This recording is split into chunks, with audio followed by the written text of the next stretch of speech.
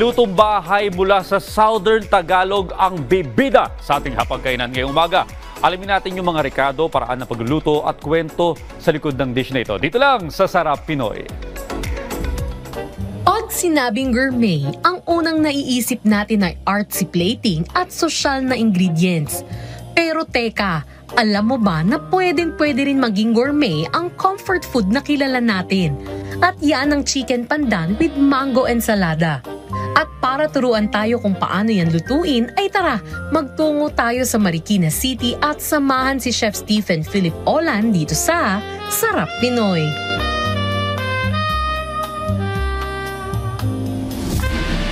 Bale, simulan natin to sa pag-marinate ng chicken. Lagyan natin ng asin. Lagyan naman ng pepper, ginger.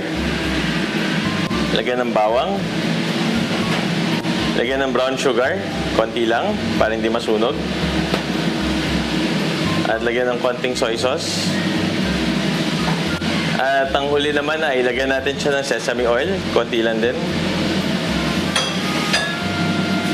At para manuot ang lasa ng ingredients sa ating manok, ay halu-haluin lang ito. At marinate lang ito for about 30 minutes. So, after natin siya i-marinate, babalutin na natin siya sa pandan leaf.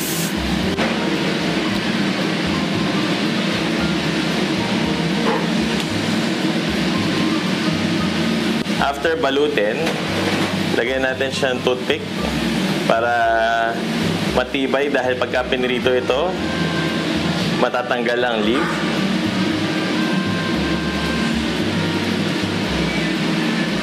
Bali ngayon naman, prituin natin ang chicken pandan for 10 to 12 minutes.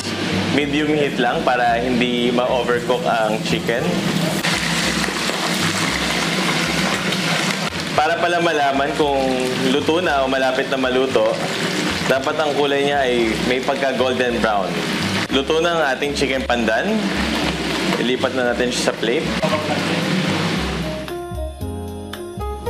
Ito naman ay mango ensalada.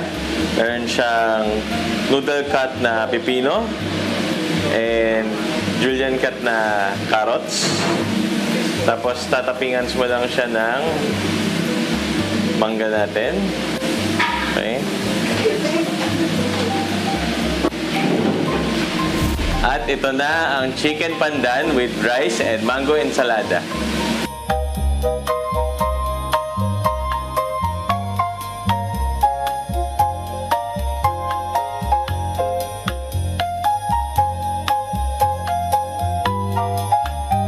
Hindi mo na kailangan pa ng Michelin star para ma-experience ang gourmet.